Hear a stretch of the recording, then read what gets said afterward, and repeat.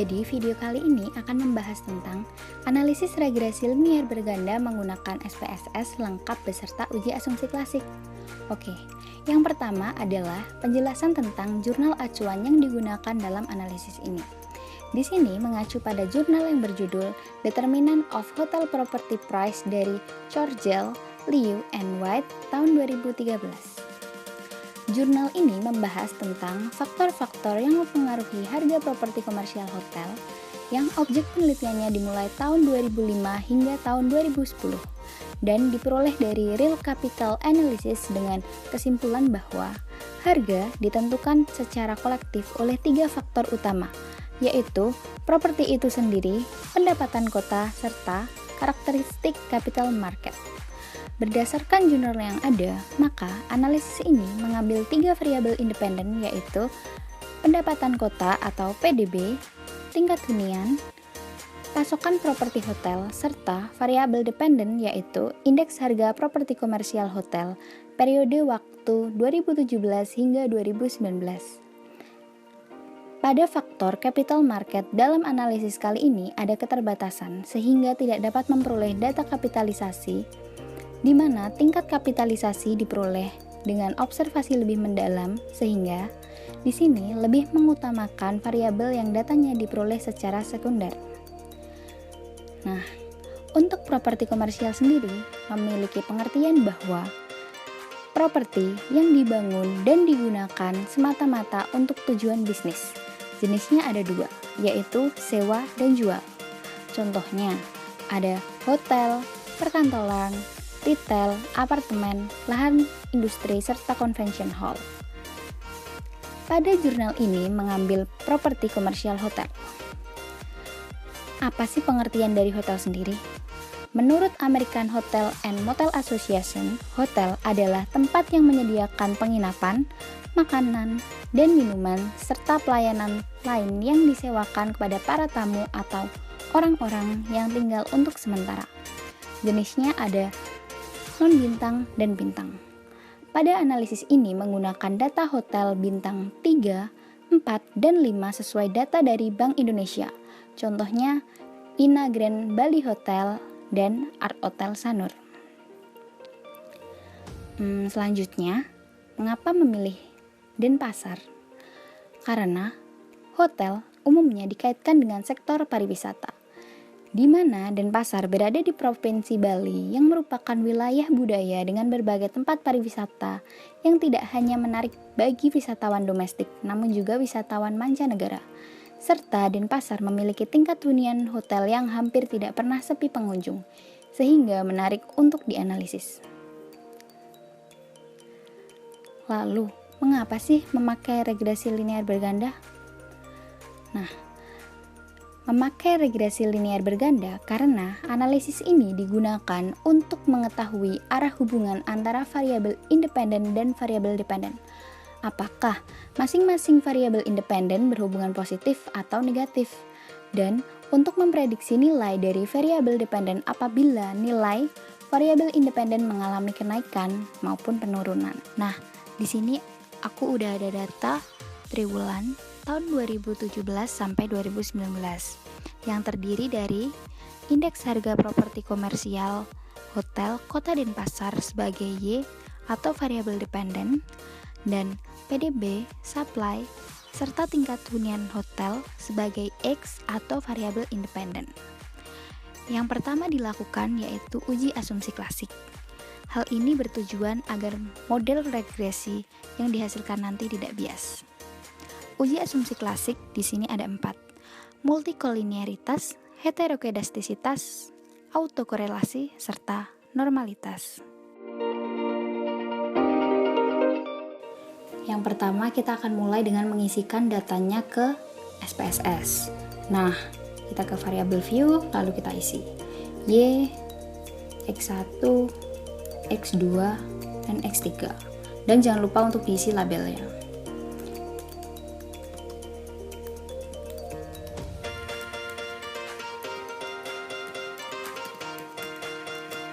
Setelah itu kembali ke data view.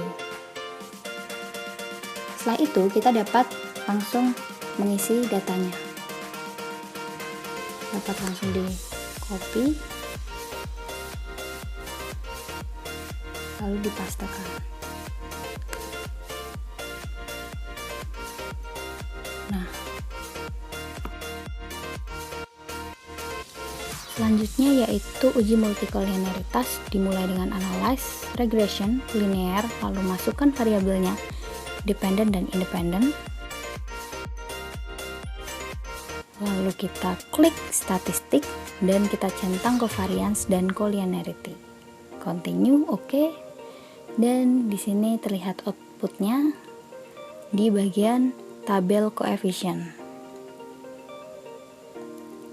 Nah, syaratnya yaitu nilai koefisien lebih dari 0,1 maka tidak terjadi multikolinearitas dalam model, dan sebaliknya.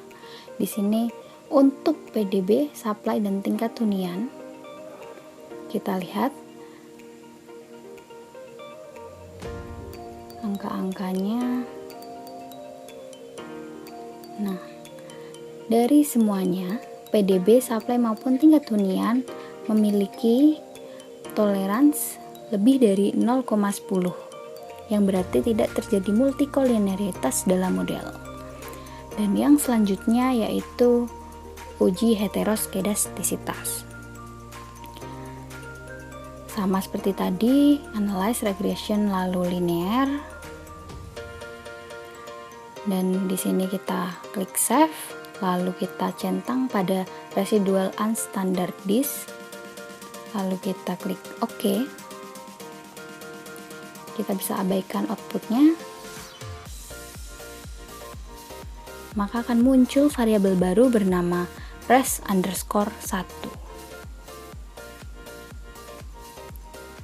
Setelah itu compute variable. Pada target variabel kita isi dengan ups_res. Dan pada numeric expression kita isi dengan ups dalam kurung res_1.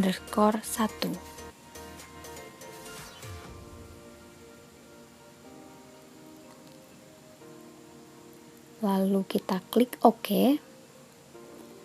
Kita abaikan lagi output yang ini dan kita kembali lagi analyze, regression, linear. Untuk variabel dependennya kita ganti dengan ups_res. Lalu kita klik save. Kita hapus centang yang tadi dan kita klik OK. Nah, sekarang keluar outputnya. Kita bisa lihat di sini.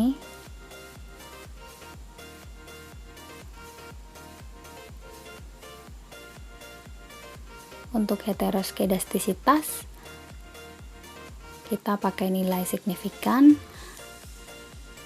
Apabila nilai signifikan lebih dari 0,05 maka tidak terjadi gejala heteroskedastisitas dalam model regresi, dan sebaliknya.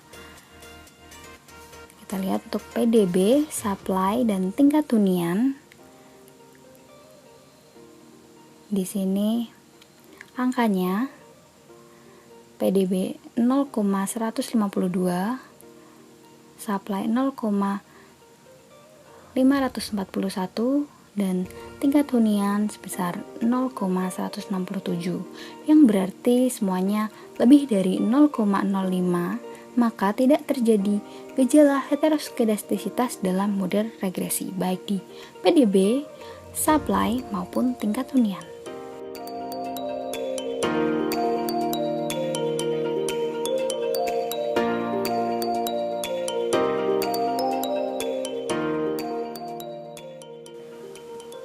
Pada uji autokorelasi dimulai dengan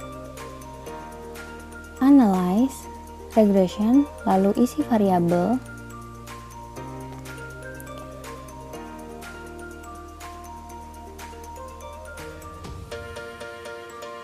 dan lalu klik statistik.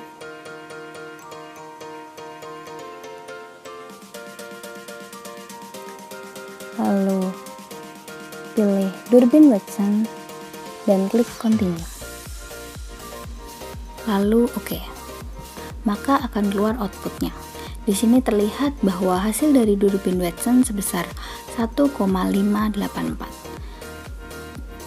Setelah itu kita dapat menulis rumus untuk melihat ke distribusi tabel Durbin-Watson K, N. K di sini adalah jumlah variabel independen dan N di sini adalah jumlah sampel. Kita bisa lihat DL dan DU-nya. Nah, di sini sebesar DL-nya sebesar 0,6577 sedangkan DU-nya sebesar 1,8640. Kita ketik di sini.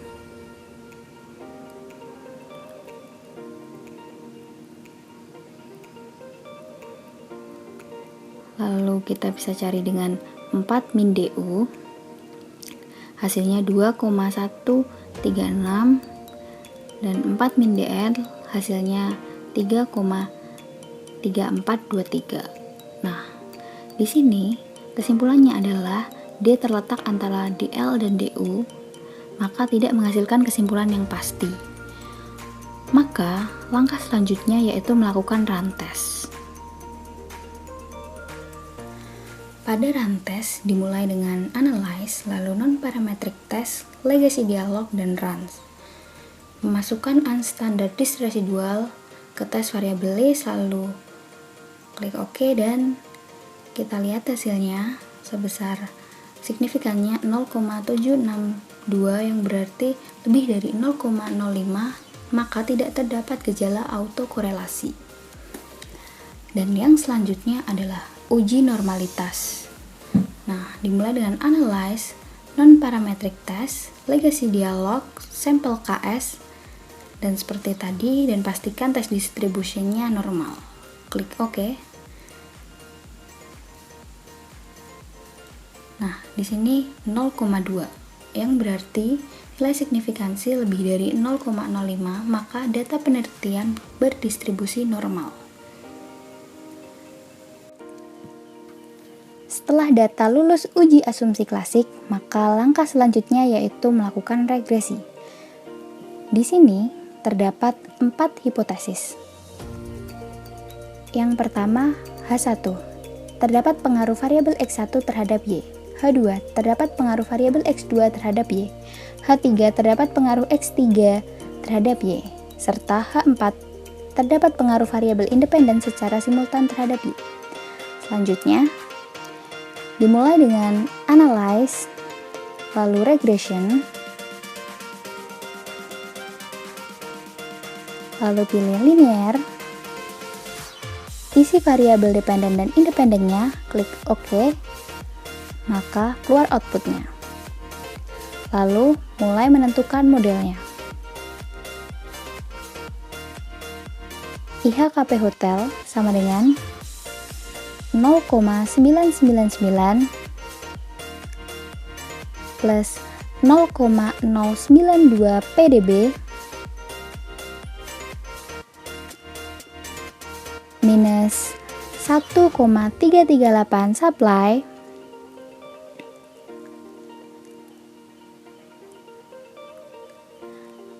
plus 0,351 tingkat hunian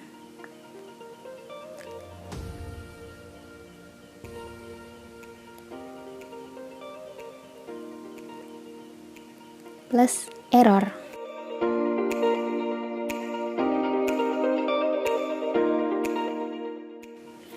Dan yang selanjutnya yaitu uji T parsial,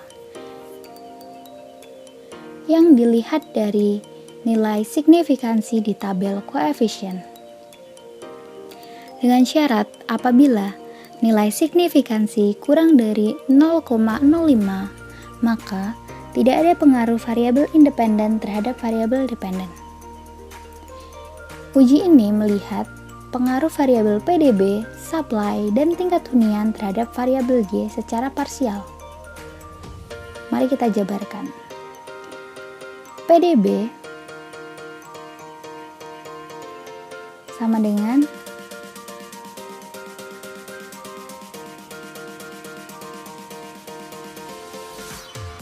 0,873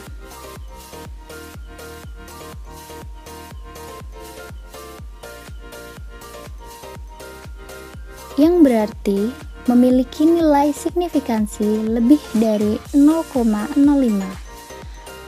maka bermakna bahwa tidak ada pengaruh variabel PDB terhadap IHKP.